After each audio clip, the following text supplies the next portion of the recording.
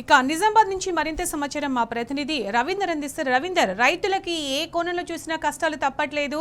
విత్తనాల దగ్గర నుంచి మొదలు పెడితే ఇప్పుడు పంట కొనుగోలు వరకు కూడా వాళ్ళు బాధపడుతూనే ఉన్నారు. ఇప్పుడు రైతులు ధాన్యం తీసుకెళ్లి కొనండి అంటే ఎక్కడ వాళ్ళకి న్యాయం జరిగినట్టు కనిపించట్లేదు. అప్డేట్స్ ఏంటి?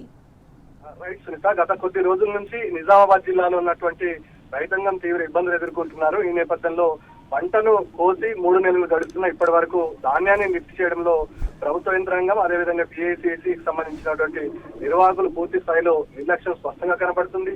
ఈ నేపథ్యంలో కొన్ని చోట్ల ధాన్యాన్ని కొనుగోలు చేసిన రైతులకు, రైస్ మిల్లర్లకు, ప్రభుత్వాలకు మధ్య ఉన్నటువంటి ఒక అగాధం ఏర్పడింది. గత దాదాపుగా 25 నుంచి 30 రోజుల వరకు రైతులు ధాన్యాన్ని నూర్పిడి చేసి రోడ్లపై ఆరబెట్టిన పరిస్థితి ఉంది. మొన్న తుఫానుకు 2 సార్లు తుఫాను వచ్చింది.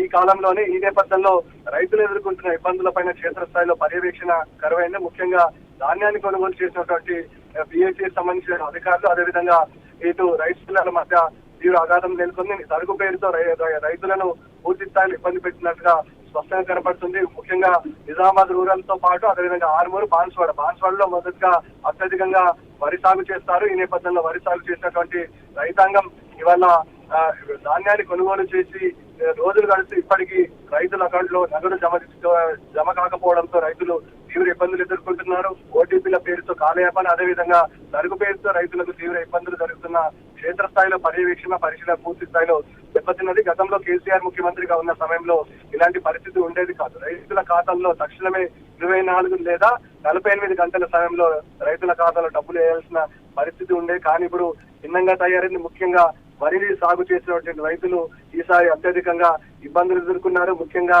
ఇటు బిఎస్సీకి సంబంధించిన అధికారులు అదేవిధంగా రైస్ మిల్లర్ల మధ్య సరుకు పేరుతో విపరీతమైన అగాధం ఏర్పడింది. దాదాపుగా క్వింటాలకు 5 నుంచి 6 కిలోల సరుకు తీసుకున్నారు. ఈ నేపథ్యంలో తడిసిన ధాన్యం, ముఖ్యంగా వరి ధాన్యం పూర్తి స్థాయిలో తడిసింది. తడిసిన రంగు మారిన ధాన్యాన్ని కొనుగోలు చేస్తామని చెప్పి ఇవాళ సన్నవడ్లను వేసుకుంటే బోనస్ ఇస్తామని చెప్పినటువంటి ప్రభుత్వం ఆ మాట నమ్మి ఇవాళ అత్యధికంగా సన్నవడ్లను సాగు చేయడం జరిగింది. ఇవాళ సన్నవడ్లను సాగు చేశారు. దాదాపుగా గొడ్డువడ్లకు సన్నవడ్లకు దాదాపుగా ఒక నెల వ్యత్యాసం ఉంటుంది. ఆ నెల వ్యత్యాసంలో ఇటు ప్రభుత్వ యంత్రాంగం అదేవిధంగా పూర్తి స్థాయిలో కొనుగోలు చేసి ఉండుంటే రైతాంగం ఇవాళ ఇబ్బందులు ఎదుర్కొనే పరిస్థితి ఉండేది కాదు. ముఖ్యంగా ఇవాళ రైతాంగం ఉమ్మడి నిజామాబాద్ జిల్లా వ్యాప్తంగా ధాన్యాన్ని కొనుగోలు చేయాలని ప్రతినిత్యం ఎక్కడొక్కడి చోట ధర్నాలు దిగిన పరిస్థితి స్పష్టంగా కనబడుతుంది. ముఖ్యంగా వరి సాగు చేసిన రైతులతో పాటు అటు సోయాబీన్ అదేవిధంగా పత్తి అత్యధికంగా తడిసి ఇప్పటికీ పత్తి పరిస్థితి కూడా అత్యంత దారుణంగా తయారైన పరిస్థితి నిజామాబాద్ జిల్లా వ్యాప్తంగా ఉంది. ముఖ్యంగా ధాన్యాన్ని కొనుగోలు చేసి వెంటనే రైతుల ఖాతాలో డబ్బులు జమ చేయాలని రైతులు డిమాండ్ చేసిన పరిస్థితి స్పష్టంగా కనబడుతుంది. Right Ravinder, thank you.